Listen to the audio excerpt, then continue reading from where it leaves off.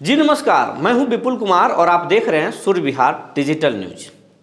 शिक्षा विभाग के अपर मुख्य सचिव के पाठक काफ़ी डरे हुए हैं, सहमे हुए हैं और डरे इसलिए हुए हैं कि उनको मालूम है कि 13 फरवरी को लाखों की संख्या में शिक्षक अगर पटना में पहुंच गए और बिहार विधानसभा की घेराव कर दिए तो फिर उनका खैर नहीं, क्योंकि नीतीश कुमार अगर उनको पता चल गया और खुद पटना में ये देख लिए कि लाखों शिक्षक सरकार के विरोध कर रहे हैं और पुतला फूंक रहे हैं, तो के पाठक की छुट्टी उस दिन नहीं तो उस सप्ताह में ज़रूर हो जाएगा।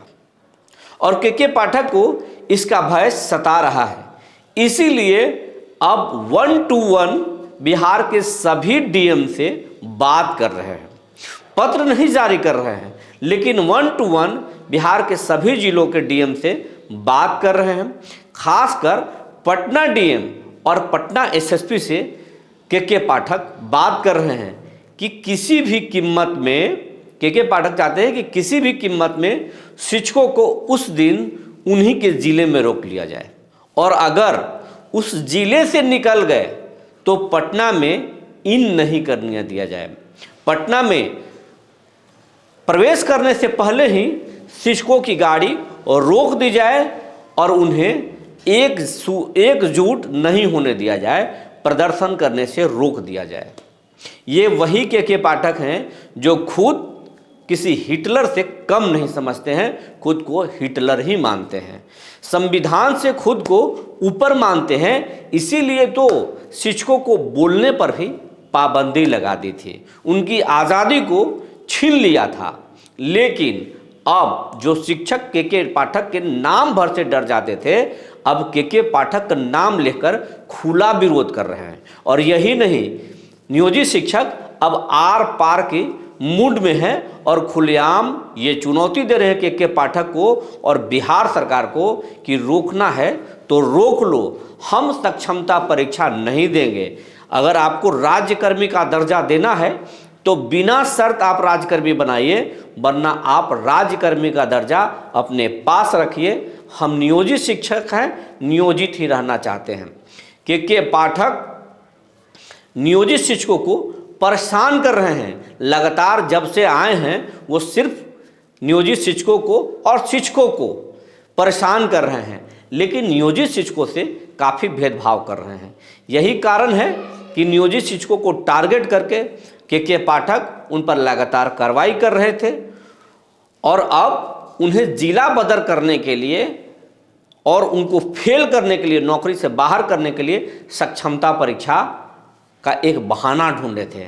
नीतीश कुमार ने कह दिया था कि औपचारिक परीक्षा लेंगे, एक रस्म अदायगी करेंगे। उन्होंने जिस लहजे में कहा था उसका मायने और मतलब यही निकलता है कि राज्यकर्मी बनाने के लिए कुछ शर्तों की और नियमों की ज़रूरत होती है, लेकिन एक मामूली परीक्षा ले लेंगे।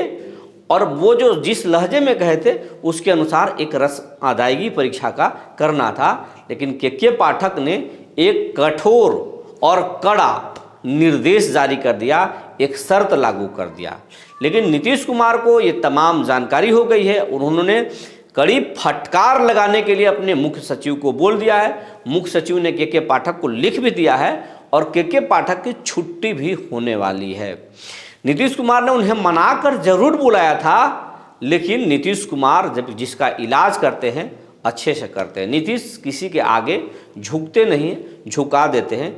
इसका जीता जागता उदाहरण आप 17 सालों के बिहार के राजनीति में नीतीश कुमार के उतार चढ़ाव और राजनीतिक करियर को देखकर आप समझे होंगे। कभी बीजेपी को उसका हैसियत बताते हैं तो कभी राजद का उसका हैसियत बता देते हैं, लेकिन नीतीश कुमार कभी झुकते नहीं। हाँ, वो पाला बदलते हैं अपने आवश्यकता के अनुसार से, और पाठक जी को यही मालूम नहीं है। जब सरकारों को झटका देने में नीतीश कुमार कुछ देर भी नहीं सोचते हैं, तुरंत पलट जाते हैं, तो ये तो फिर पाठक हैं। पाठक जी को समझना चाहिए कि जहां मेरे कारण सरकार की किरकिरी हुई तो हम कहां टिकने वाले हैं।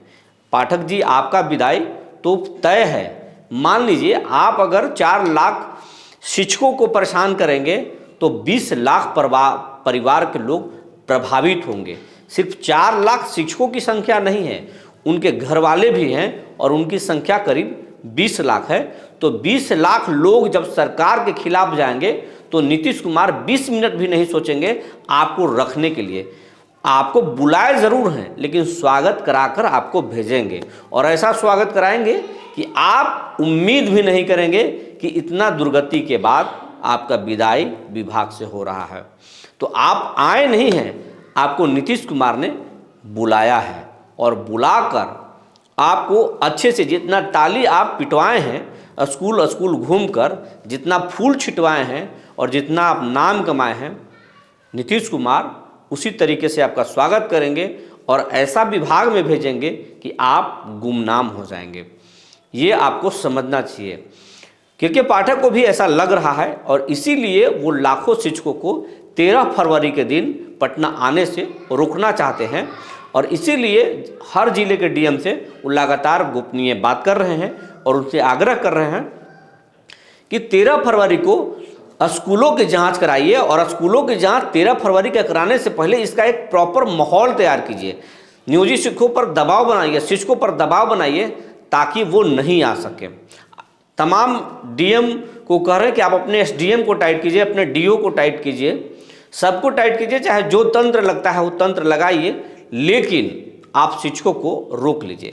लेकिन डीएम भी अब मज़ा ले रहे हैं, क्योंकि वही के पाठक हैं जो डीएम को, बिहार के सभी डीएम को कानून का पाठ पढ़ा रहे थे, और ये भी कह रहे थे, उनका पत्र जो निकलता था वो पत्र ऐसा निकलता था मानो वो डीएम को कह रहे हो कि आप मेरे विभाग में हस्तक्षेप ना करें।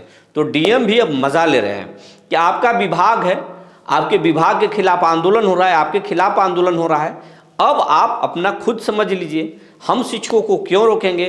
हाँ, डीएम उनकी बात सुन रहे हैं जरूर, लेकिन डीएम करेंगे उनके अनुसार नहीं, अपने अनुसार मौन तरीके से डीएम शिक्षकों को सपोर्ट करेंगे, नियोजित शिक्षकों को। और के पाठक के खिलाफ 13 फरवरी को एक विशाल आंदोलन होने की संभावना है, और अगर ये विशाल आंदोलन हुआ तो के पाठक का जाना भी तय है। जो जानकारी निकल कर आई थी हमने अपने दर्शकों को बता दिया। तब तक के लिए धन्यवाद।